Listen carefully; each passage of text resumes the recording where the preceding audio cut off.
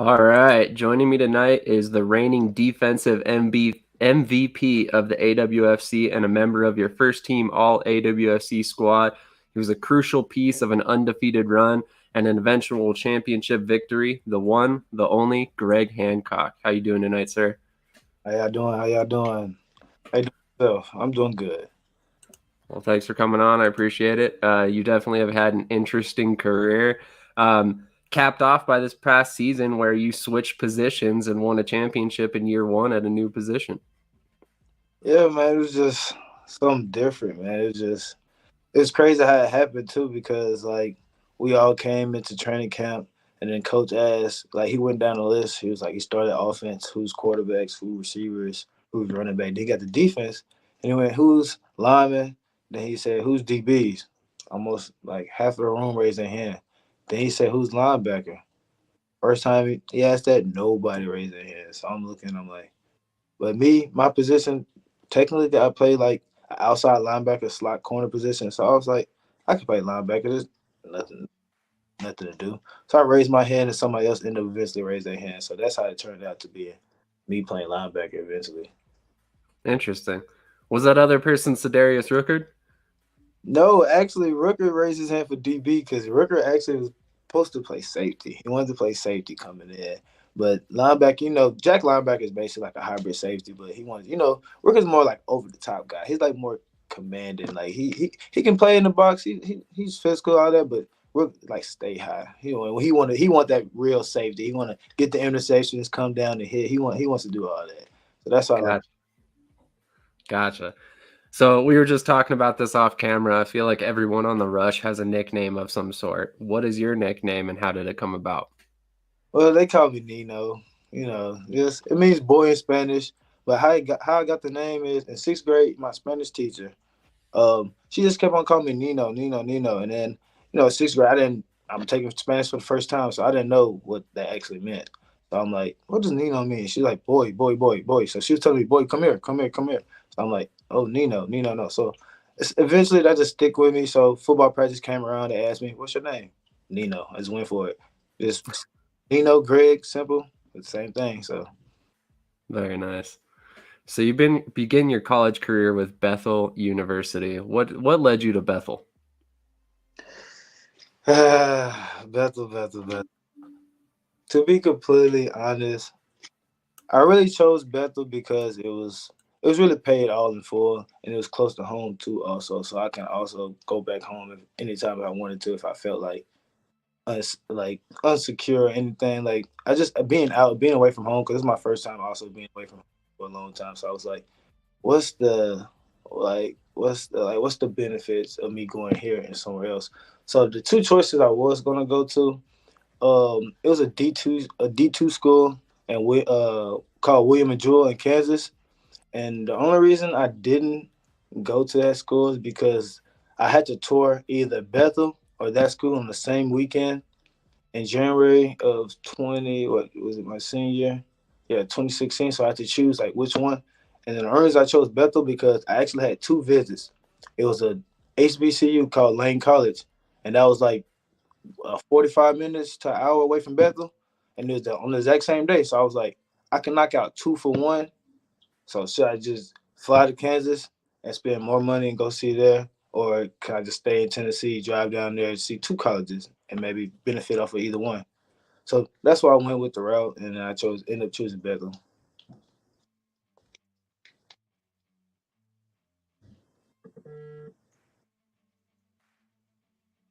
I can't hear you. My bad. I think the audio went out.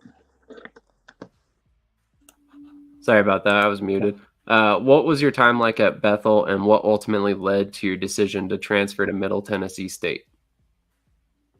Time like at Bethel, it was crazy. It was like middle of nowhere. It was difficult because it was like in a countryside of Tennessee, but then again it was like urban. You get what I'm saying? So it was like different cultures came to Bethel, and also it was a Christian school too. So when I got there, I had to go to like chapel, so that was something different that I wasn't really used to at the time. So that's another thing I had to deal with. And then there's another a lot of people from Tennessee came. I mean, a lot of people from Nashville also came. So I knew some familiar faces. Like my best friend, he signed the same day as me too. We both came to Bethel. He played the same position as me, but he moved from running back to the other position, um, outside linebacker, same year. Really, same year when he signed. That's crazy. But yeah, what really ultimately led to my decision to leave Bethel because I came on as a true freshman, and like I didn't get in the first two games. The first two games we played 11 games that season. I didn't get in the first two games, but once I get in that third game, out of 14 plays, I played in the nickel position. So we only ran the nickel package probably a handful of times a game. So I got in 14 plays, and out of the 14 plays, my defense efficiency was like a 93. I was on like 11 stops out of the 14 plays. Crazy. My first game ever playing college football is Bethel against Central Methodist. Yeah, Central Methodist is Bethel against Central Methodist. So what eventually led me to leave Bethel is I had a breakout season at Bethel. So everybody kept on telling me, man, you're better than this. You really don't need just to settle for this. You can be playing on TV somewhere. So everybody always tell me, oh, you can be better than this. Like better yourself. Go do this. Go do this. Go do that. So got in my film for Bethel, sent it over to MTSU, then walked on in the fall 2017. So that's what I decided to do. Very nice. Very nice.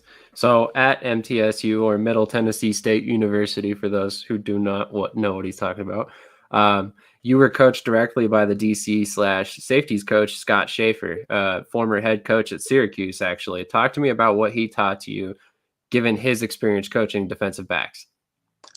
Coach Schaefer, man, hey, Coach Schaefer, he taught me a lot.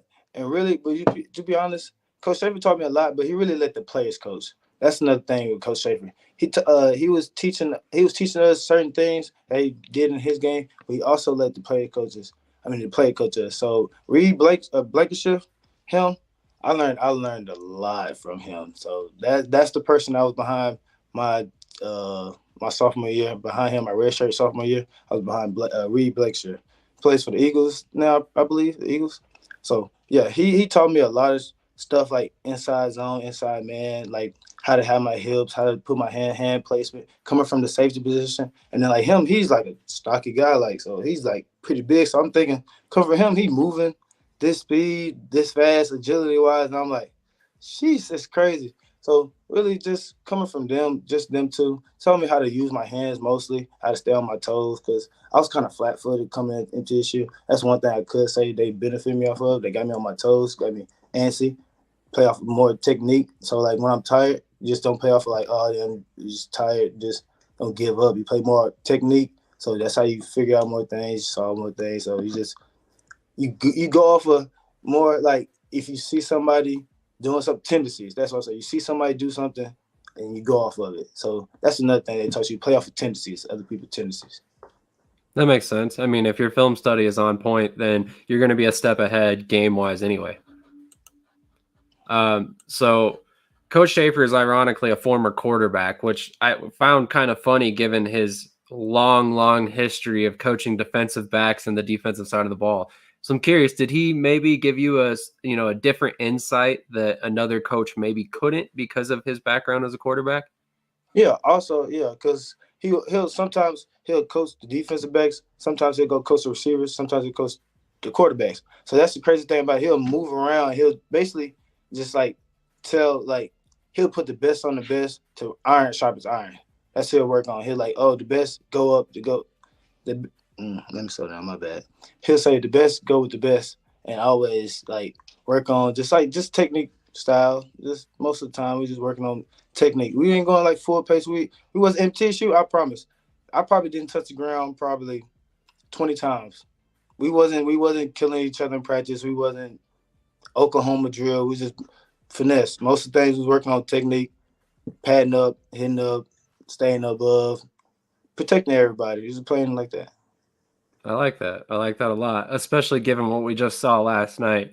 But we won't get into that.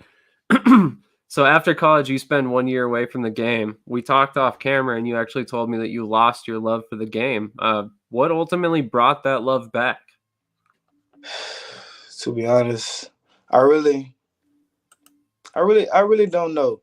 It was really my friend Tori Watson. Tori Watson told me one day, he was like, "Hey, bro, I got this semi-pro team. We need a safety. Can you come play in this championship game?" It was the fall of 2019, and like me, I didn't have a helmet, didn't have a shoulder pads at the time, so I'm like, football after a year and a half taking off. I don't know about this. So luckily they had a week before practice. I mean, a week before the game, they had a practice. So I ended up going to the practice, and I'm like, I'm catching balls, I'm playing safety, and then they had me start too. So I'm like, okay, so this is they like kind of believe in me. He's like, yeah, I put in the word for you. I told him, you still got it, you still that, you still this. Championship game, mud bowl. It was crazy, crazy mud bowl. But me coming back from like not playing, touching a football in a year and a half, I kid you not, I didn't touch a football, throw a football, look at a football in a whole year and a half. Had an interception, touchdown. I had a rushing touchdown, probably like 75 yards rushing, a couple broken tackles. It was just a different feeling, and then just made me just like, oh, let me get back into it. Let me go to practice next week. Got another helmet. Had two helmets, two pair of shoulder pads, grabbed some cleats. I was getting ready for it next season. So then I decided to play for the Nashville Elite. That was a semi-pro team, and that's what started off kind of my arena career. After that,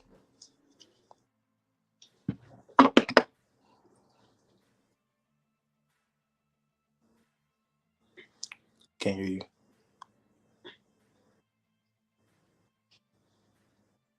I can't hear you. My bad. I need to stop muting when you're No, talking. you good. The next 3 seasons you were in the semi-pro world fighting for a chance at the next level. Talk to me about your experience in semi-pro. I mean, break it all down for people who maybe don't understand how semi-pro works.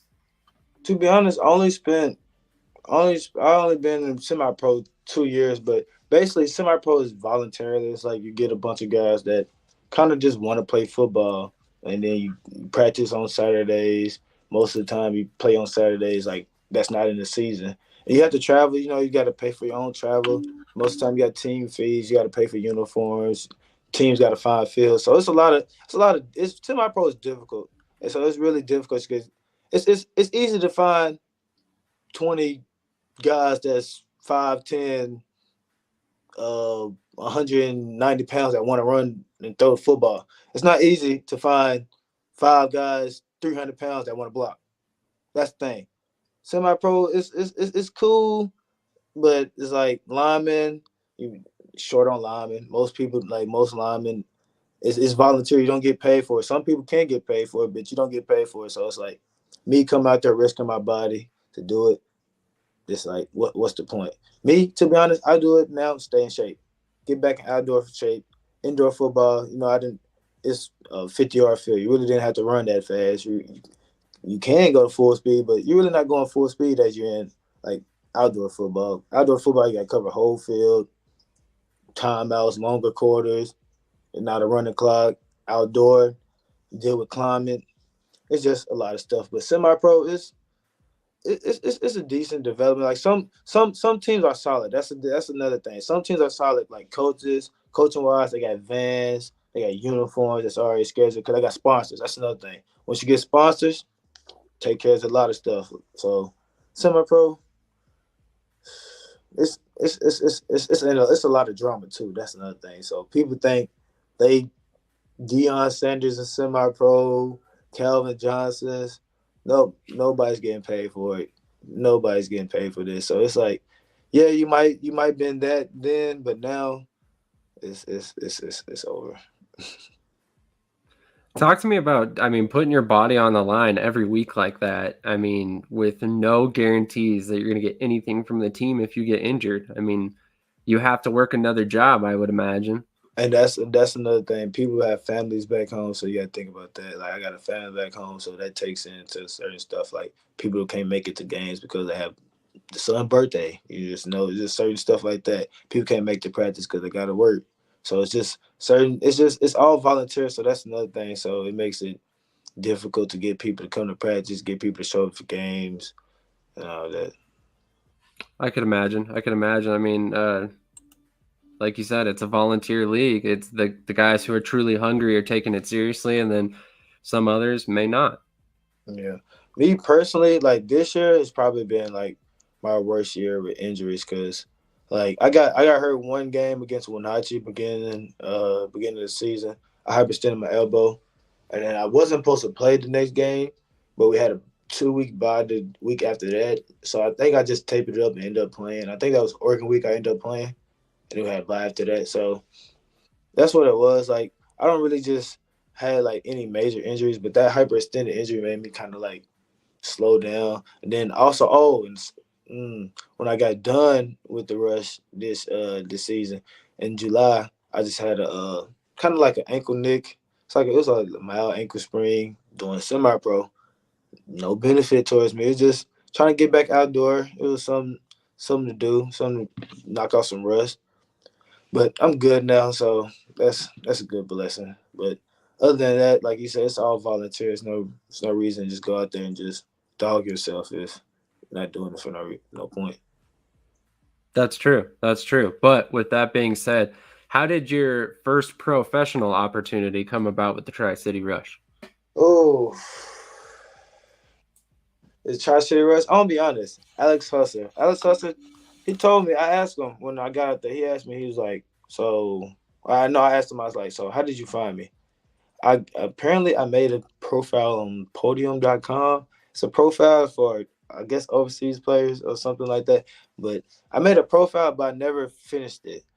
I never just like end up paying like the subscription. So I just made a profile. And he said, yeah, he looked at my number, sent me an email, and he sent me the invite to training camp.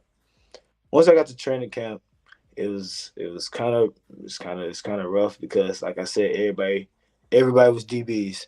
So everybody lined with DBs, nobody lined with linebackers. And eventually I had to switch to linebacker. So it's like going from guarding outside or a slot to a running back running towards you out the backfield. So it was like something different, but it was a challenge. Me and Mark Mudd, also, Mark Mudd, he was there at the beginning of the season. We was a middle linebackers dueling out before the season started. So it was like one of us had to start and one of us didn't have to start because Rook was starting the other running back. Starting the other linebacker. So like one of us had to start, one of us didn't start. So it was like a battle, battle. In training camp, we just kept on bumping heads. But that's my dog. That's my dog for sure. Definitely. So you split time? Um, First game, yeah, the Idaho game. We was down to DB Bennett. He had some family issues. He didn't show up the first weekend. So yeah, we was actually down to DB, and me Brooklyn had to play some safety. So it was like me and him had to split time in middle linebacker. But eventually, I took over the middle linebacker spot week 2. Very nice. So I was just asking that because I mean you had an amazing season for having split time and your stat line's unreal, but we'll get to that in a minute. I wanted to ask you throughout college, like you talked about, you played primarily safety or cornerback. Give us an idea of what it was like for you to transition from defensive back to a linebacker position. It's really, it's really just being more physical. That's how it is. Cause playing outside to not really just getting a throw up or a toss up, tackling one person to going in the box, fighting off linemen. Got to go through cut blocks. Got to read the quarterback, read your keys, like read the lineman, see if they go high hat, low hat. It's just multiple different things, and it's really just the physicality that comes with being in the box and being outside.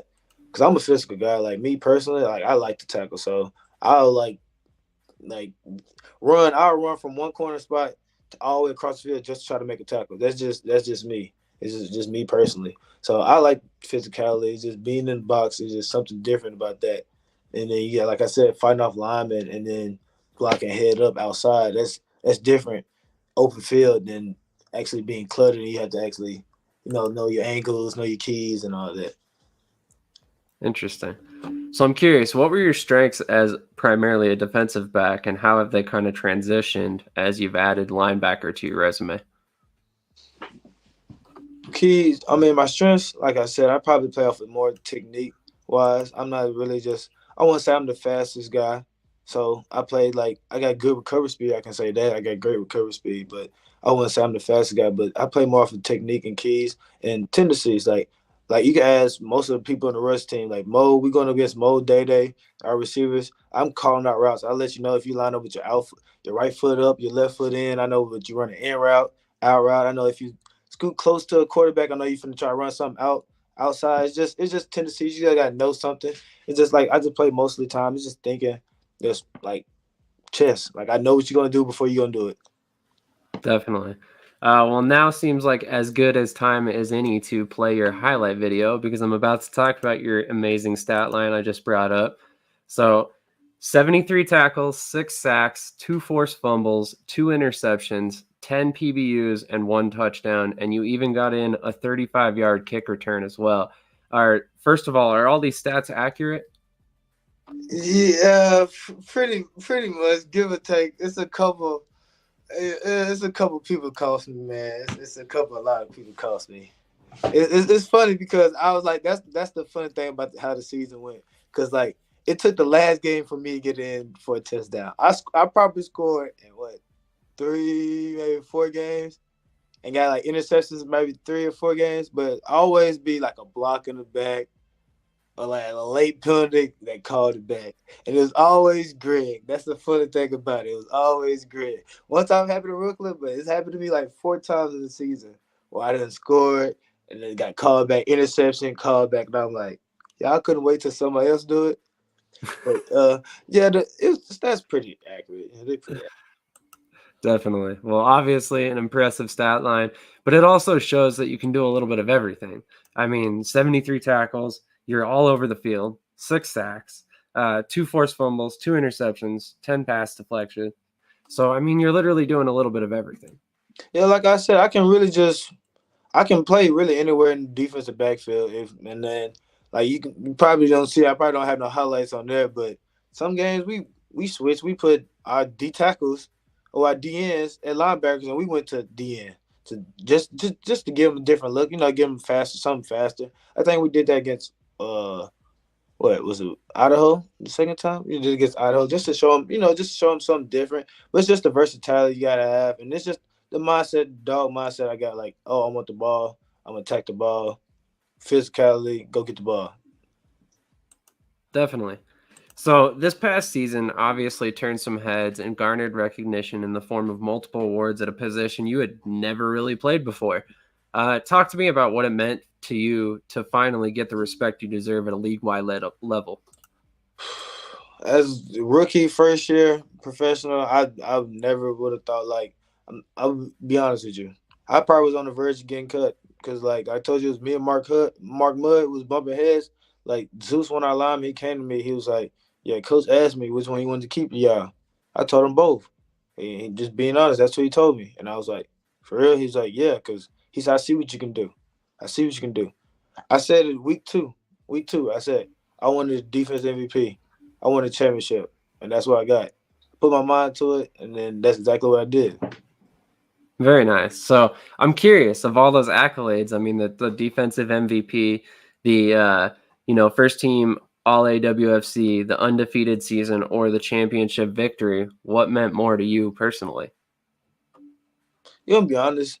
What made more to me was getting the opportunity. Cause looking back at me not playing football 3 4 years ago, like just knowing my past, like I would never thought I'd be playing professional football. Like that's what I dreamed about, getting paid to play football. It's probably not where I want to be right now, but I'm moving up. I feel like it's a beginning, it's a start. So that's really what's the best thing. It's just the opportunity that I got. Definitely. I think that's going to have to be the highlight of this interview because, quite honestly, I love how you put that. Getting the opportunity can, quite honestly, be 90% of your battle getting your foot in the door in the professional world. Now you've got your foot in the door, so it might take a year or two, like we talked about off camera, but it's only a matter of time before you move up.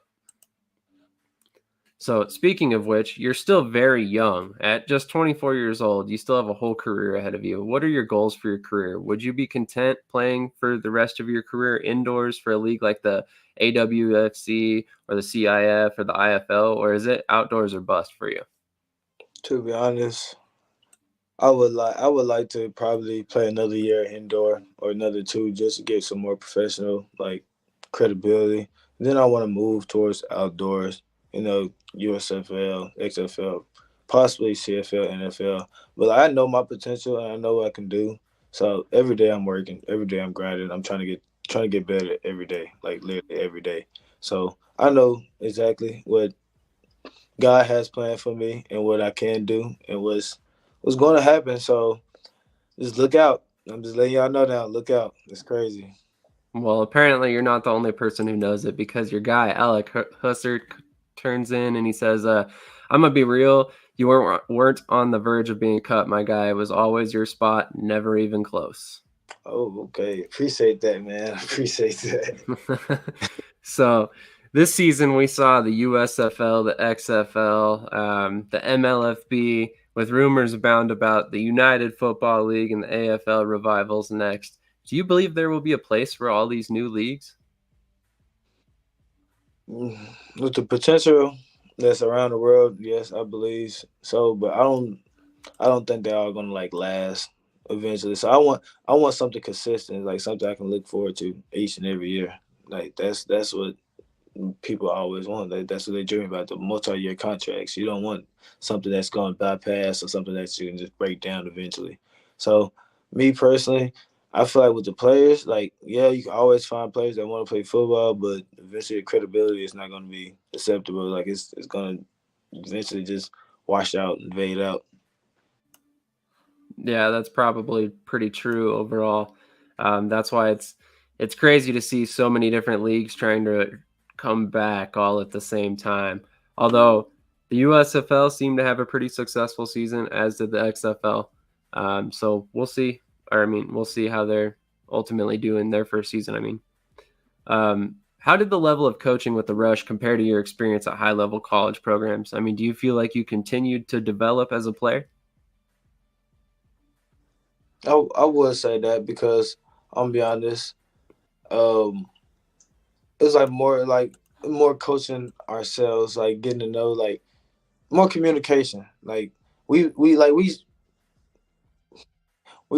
hey chilling, hanging out with them guys, getting to know them guys. Like that's what I said when we talked on camera. I was like, if I could do it again with the same guys, man. Like that's perfect. Like it's just what we went through. Like just bonding, just talking, communicating. I feel like that's what made us better on the football field. Like we talking about this like nonstop. Me, Kev, Bills, we was roommates, nonstop football. We backyard outdoor doing workouts. Go to the hot tub, sauna, back outside doing workouts. Literally, that's what we do. We just football, football, football, football. And that's like I feel like when you surround yourself with them type of guys, like that you have no choice but to be great. You got to keep working. Everybody want to work. Everybody want to get better. That's another thing. Competition. We practice one on ones. Everybody wants to get better. Everybody want to do this. Everybody wants to be up. Going next. We going next. We going next. We outside every time. People probably didn't even know that. We got practice indoor. We practice outside, grass. We in turf shoes on grass. We're not even in cleats. People's in turf shoes, practicing, just trying to get better. Just trying to work on the little things. It's just competitiveness, and that's all it was. Just being competitive. Definitely. I mean, I've heard that from a lot of guys. The communication was next level with the Rush, and I have a feeling that that came down from the coaching staff, onward, downward.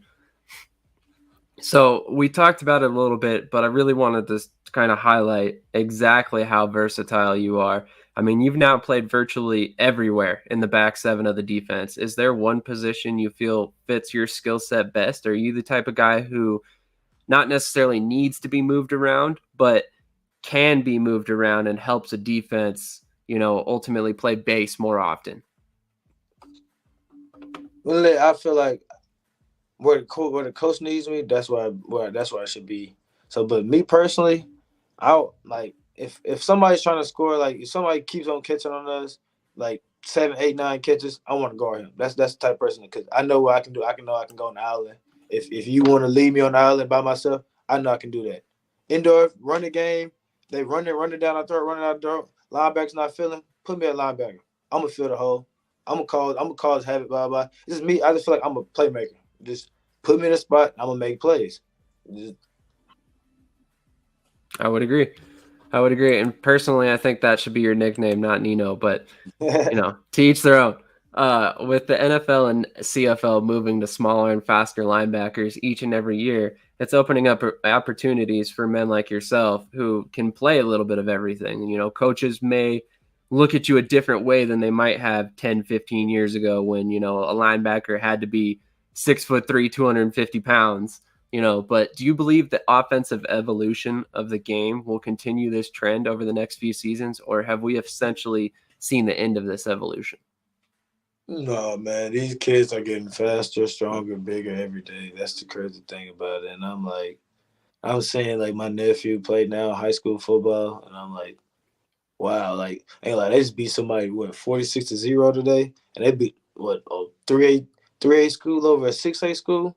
So I'm like, wow, and I'm like looking at him, and I'm like, yeah, these guys getting bigger and bigger every day. So I feel like no, not not necessarily, but it's just the skill set also and the coaching. So how they grow up coaching wise, that's gonna play a part into it too. So how they grow, how they get coached. Absolutely. So we talked about how versatile you are. We talked about how valuable that is to a defensive coordinator. Are there any players that when you were coming up as a kid, or later on in your life, that you kind of look to for motivation on how to model your game? Got to be Tyron Matthew, cause when I was in high school, that's when he was going through his all his drama and everything, and just seeing how he prevailed, and just seeing how like where he's at now from that to Super Bowl champion to not being like they say he's not gonna get drafted and all that. It's just crazy. And then just seeing how he plays his game, how he think, he just play like me, he play off technique. So that's what I be doing too. When I be knowing something, when I be making a play, I'm like, oh, yeah. And then you see Tyron Matthew here do this all the time. So it's just like just knowledge of the game. You just gotta know. So I just like seeing him just play and just seeing how he just view everything that happens in the game. He just let the game come to him too. That's another thing. He's just calm and peaceful. You'll never see him like getting out of whack. Sometimes you do, but you just never see him like just spazzing out. He's always just calm, collected. Absolutely. So we talked about it a lot off camera. You recently got a contract offer from the Omaha Beef, although you haven't quite decided what you want to do with the 2023 season. What are your thoughts on the Beef in general and what they offer you as a player? Hey, actually, it's a great organization. I talked to Gabe Martinez a little bit, and like I just feel like me just personally, I'm just not really just like to say where I want to go actually, because like me, I actually didn't talk to my mom about it too. So like when they sent me the contract, I was like finna sign, but then again, I just didn't talk to my mom because like, yeah, I'm a grown man, but I still have them thoughts, have them worries and other things. So this is me personally, like just something I just have to deal with. But yeah, it's a great organization. Me personally, I feel like it's perfect fit for me. Like to be honest, that's the only team that gave me a contract so far. So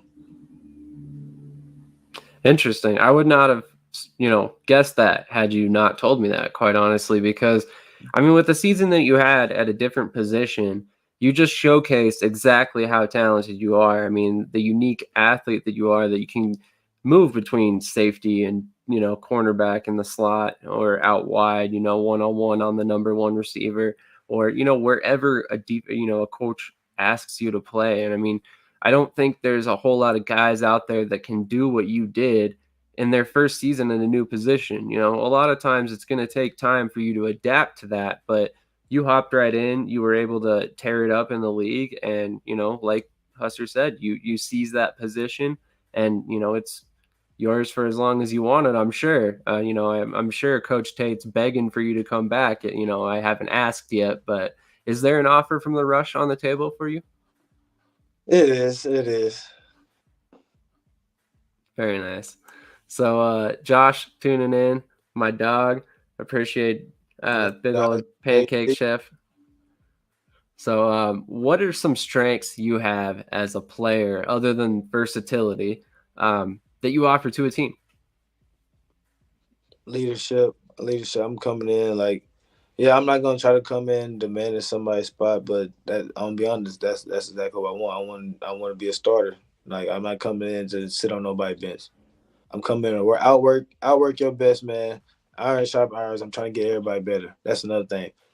I'm trying to get everybody better. Leadership, communicate, and then just like you said, not my versatility, but also just bring a different just swagger to a game. Like, yeah, I'm gonna talk my stuff, blah blah, but I'm gonna also back it up.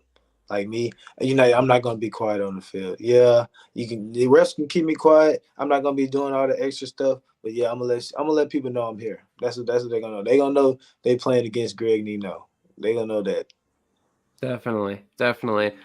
Josh says MVP. Yes, he is. Once again, the 2022 AWFC Defensive MVP, first team All AWFC as well. So definitely some accolades to hang on your resume for sure. The fact that once again you move positions and we're able to do this at such a high level is unreal. And in your first attempt at being a professional football player. So I mean, all of these things are, transitions you have to deal with, and for you to just hop in and immediately do what you did is pretty amazing, man. So props for me to you for that alone. I mean, let alone the fact that everything else you've done.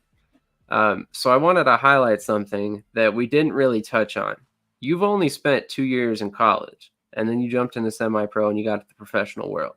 So out of curiosity, would you recommend that route to players that are, maybe college isn't for them? Not saying that was your situation, just curious. To be honest, just come out. College was rough. Like playing D1 football, I went from Bethel was in high school. In high school to Division Double A football. So like I went from I can miss practice if I'm sick to I can't miss practice. I got to be up at 5 in the morning for mat drills. Then got workouts in between classes. Then got practice after practice. Then I have a job, part-time job. So in my first school, everything was paid for. I didn't have to work. So when I went to MT, I was trying to go to school, trying to play football and work a job. So I feel like that was kind of my downfall as me personally, because I feel like being in that environment, that D1, D2, that environment, that's like a full-time job. You got to devote yourself to that. That's what you need to do. You need to focus on football. So if you want to play football in big school, focus on football. Most people don't have to work. I was trying to work. That's just me personally. I was trying to work. I had to pay for school at the time. So if you feel like you're in a spot where you are solid enough, do it. But me personally, I feel like college, if you got your head on straight and you know exactly what you want and what you want to do, you don't have to go to college. Interesting. Well, I appreciate that take for sure. I'm a big proponent of guys who, need to take alternative routes. That semi-pro isn't necessarily the worst way to go, or indoor football for that matter. A lot of guys dismiss indoor football due to the stigma, I think, which is, it's not right. It's an opportunity for you to get on the field and stay relevant, which I think is very important for players who need to get to that next level. Football, yeah, like football, you gotta get filmed somehow. So some people not gonna know what you can do if you don't have no way of showing it. So you gotta get filmed somehow. That's another thing. Film. Record semi-pro. They don't record games. Most teams not record your games. So you gotta get somebody that's gonna record your game. I don't know how many semi-pro games I done played in and don't got single plays like from my interceptions, touchdowns, because nobody record. So I'm really out there. Literally, you're out there doing it for nothing at all. No benefit towards you. Wow. That's crazy. I mean, that's insane. I that's crazy. I just can't imagine putting your body on the line like that when you got a family to feed at home or whatever it may be, bills to pay and you got a job to work. And, if you get hurt, that might put you out of work for a week or two. Exactly. But people just love football. That's just love of the game. Like That's what it is. People just love football, and then like you build them connections with your boys. Like if Rook and Ben and Kevin and want to start a semi-pro team, everybody get money, and if we had the money right to fly out each other and play, I would play with them. I would do it 100 times, but it's not like that. But you just it's just certain people you gotta build and just know. Like you gotta know you guys just who you know. That's all it is. Who you know. Exactly.